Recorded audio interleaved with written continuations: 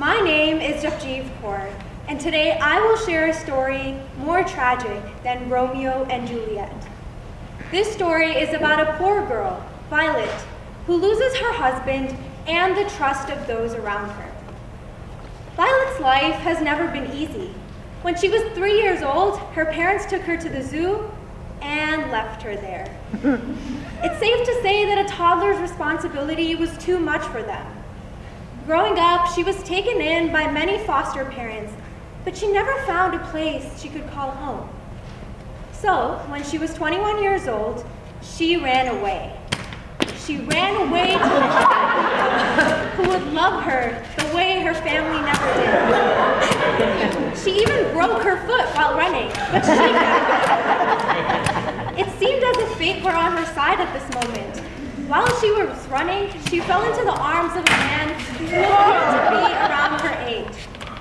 The man looked at her with concern in his eyes, but hidden behind that concern, she swore she saw a spark. The same spark that Romeo had for Juliet, or that Darcy had for Elizabeth. This was going to be the beginning of an infamous love story. Time skip to last Friday night, where William DuPont is taking a walk by the pool of his mansion. Wow, everything has gone so well. I have a beautiful house. I'm beautiful. And I have a wife. God, I hope I just don't die. Oh my God! Ow!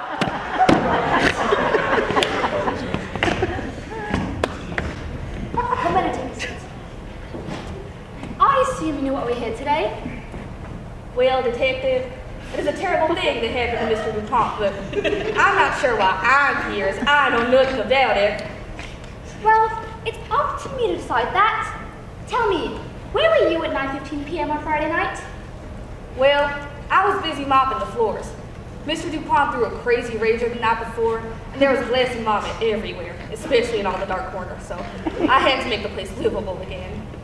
Corners? What corners? Mr. DuPont has a circular house. Gotcha! Yes, BFFR. No one lives in a circular house. Right. Anyways, moving on. If you were downstairs cleaning, you must have heard something. What can you tell me? Well, I can tell you that it's 2023, and that cleaning without music is so last century. I obviously had my noise-canceling AirPods on. But Mr. Brickenshire did come home kind of late that night. Maybe around 9, and I think he went upstairs. Maybe he knows something. Brickenshire? Like Kent Brickenshire? That's DuPont's cousin, right? It's quite intriguing that they live together, knowing the history of DuPont getting his wealth from his aunt, who is Kent's mother, since Kent is illegitimate. What can you tell me about their relationship?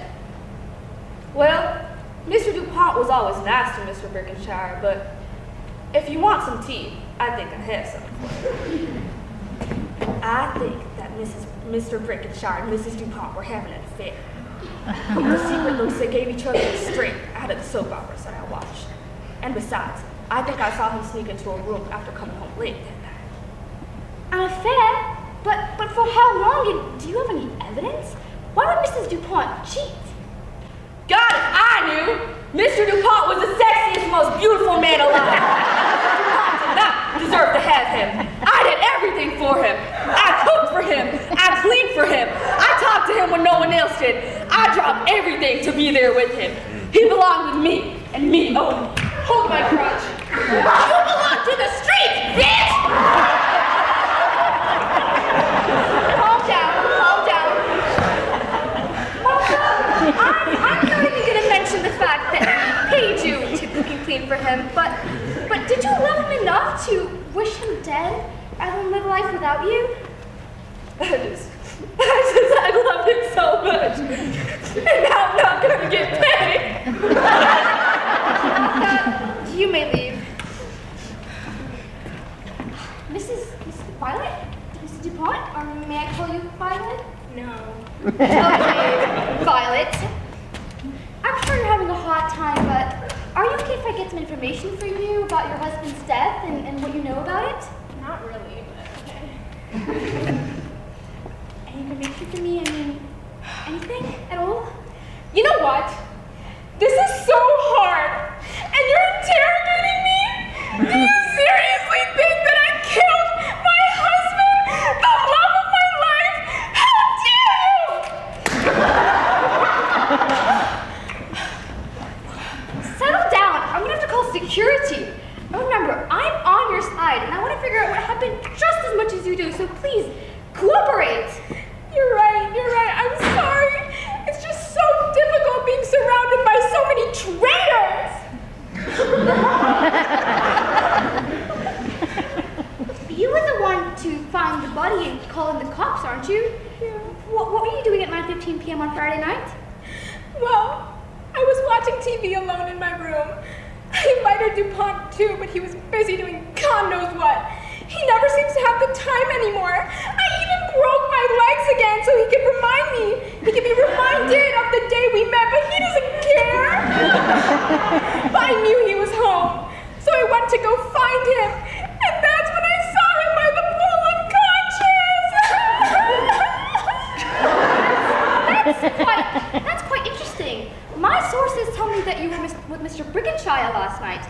I don't know what you're up to, but something seems off. Gosh, you're so annoying. He just needed help with the Wi-Fi. It was only for a minute or two. Are you seriously accusing me of cheating on my husband with Kent? I have standards, and Kent is not it. Don't worry. Don't jump to the conclusions. I'm just trying to figure out what happened to your husband. Remember, I'm on your side. I just want the facts. The facts. Tell me, how did you guys meet? It was love at first sight. I was running late to my train, and it was raining. I would have slipped, fallen, and gotten a nasty concussion if William hadn't saved me. He's really been a day one. After a couple of years, he asked for my hand in marriage. And did you know he had money when you ran into him? Girl, are you accusing me of purposely running into William? I can reassure you, I am not one of those shallow gold diggers. Money wasn't on my mind. I just liked his abs. Violet, you may leave. Thank you.